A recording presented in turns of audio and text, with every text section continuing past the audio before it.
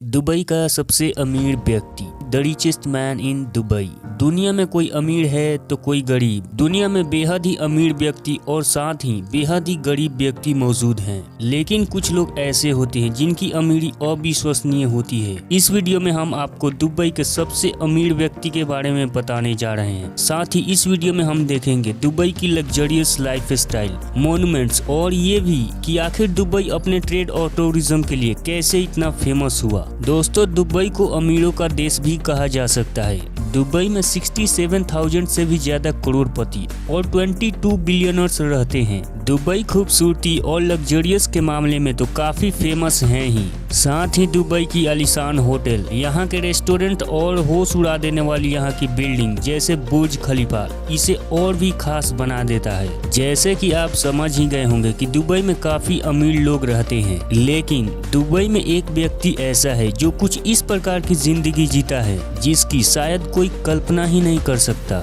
दुनिया के सबसे अमीर देशों में से एक दुबई, और क्यों ना हो जिसमें शेख मोहम्मद बिन रशीद अल मखदूम जैसे रिचेस्ट मैन मौजूद हों। आपको बता दें कि इनकी लाइफ स्टाइल काफी लग्जरियस से भरपूर है। दरअसल शेख मोहम्मद जिस परिवार में जन्मे थे वो 1883 से दुबई पर राज कर रही थी। इनका जन्म 15 जुलाई 1949 को हुआ था। दुबई में सेकेंडरी स्कूल की पढ़ाई करने के बाद ये हायर एजुकेशन के लिए इंग्लैंड चले गए और कुछ सालों के बाद ये दुबई पुलिस फोर्स के हेड बन गए। जब 1971 में यूनाइटेड अरब इमिरेट्स बनाए गए तब ये केवल 22 इयर्स के एज में ही मिनिस्टर ऑफ डिफेंस बन गए थे। उसके बाद 1995 में क्राउन प्रिंस बने और फिर 2006 में ये दुबई के रूलर और यूनाइटेड अरब एमिरेट्स के प्राइम मिनिस्टर बने। ये जो आप दुबई देख रहे हैं ये हमेशा से ऐसी नहीं थी, बल्कि ये सब कुछ जो पॉसिबल हो पाया है ये सिर्फ और सिर्फ शेख मोहम्मद की वजह ही है। इन्होंने यहाँ पर एमिरेट्स एयरलाइंस की शुरुआत की जो दुनिया की सबसे सक्सेस एयरलाइंस में से एक मानी जाती है।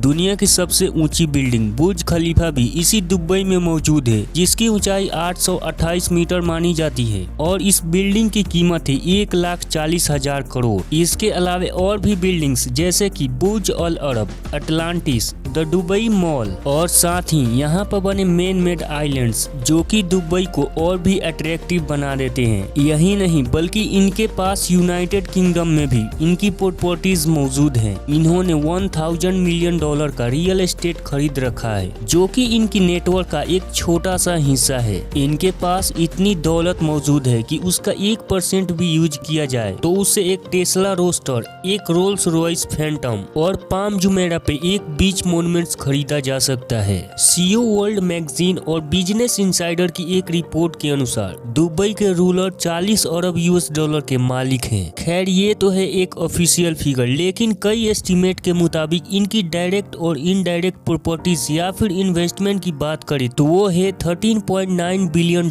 जो कि INR में 1084 अरब रुपया होता है। तो वहीं इनके कार कलेक्शन की बात करें तो इनके पास काफी आलीशान और लग्जरियस कार भी मौजूद है जिनमें Rolls Royce Phantom, Rolls Royce ghost, Bugatti Veyron Picasso और डिविल 16 शामिल है। इन सभी के अलावा दुबई को दुनिया का सबसे बड़ा ट्रेड हब भी माना जाता है। आपको बता दें कि दुबई की इकोनॉमिक सिर्फ 5% ही यहाँ पर निकलने वाले ऑयल पर डिपेंडेंट रहती है और बाकी की 95% इकोनॉमिक यहाँ पे मौजूद ट्रेड और टूरिज्म पर डिपेंड करते हैं। दुबई अमीर होने के साथ साथ यह टूरिज्म प्लेस के लिए भी काफी फेमस है और जिसका सबसे बड़ा कारण है यहाँ की लग्जरियस लिविंग, मोन्यूमेंट्स और यहाँ पर बने मैन मेड आइलैंड्स और भी बहुत कुछ। हालांकि इन सब के बावजूद भी दुबई में कई ऐसे फ्यूचर्स प्रोजेक्ट बनाए जाएंगे जो दुबई को और भी अट्रैक्टिव और लग्जरियस बना देंगे। दुबई के फ्यूचर प्रोजेक्ट्स जैसे कि हाइपरलूप, अलादीन सिटी और डायनेमिक टावर जो कि 24 आवर्स रोटेट करते रहेगा। दुबई में बने मैन मेड आइलैंड जो कि टूरिस्ट को तो अपने तरफ आकर्षित करते ही हैं। साथ ही ये आइलैंड इतना बड़ा बनाया गया है कि इसे स्पेस से भी आसानी से देखा जा सकता है। लेकिन दुबई में हो रही आर्टिफिशियल डेवलपमेंट डेवलपमेंट, जो कि प्रकृति के नजर से सही नहीं है। एक तरफ तो दुनिया की आबादी तेजी से बढ़ती जा रही है और लोग अच्छी जिंदगी जीने के लिए शहरों की तरफ भागे जा रहे हैं। एक तरफ तो हम आज टेक्नोलॉजी की मदद से समुद्र में अनबिलीवेबल मॉन्यूमेंट्स और आइलैंड्स तो बना ही रहे हैं, लेकिन दूसरी तरफ समुद्री जीवों के लिए एक बहुत बड़ा खतरा बनता जा रहा है। कुछ एक्सपर्ट का तो ये मानना है कि जब से हम इंसान समुद्र में टेक्नोलॉजी को डेवलप कर रहे हैं, तब से कई समुद्री जीव अपने विलुप्त होने के कगार पर मौजूद हैं। कुल मिलाकर देखें तो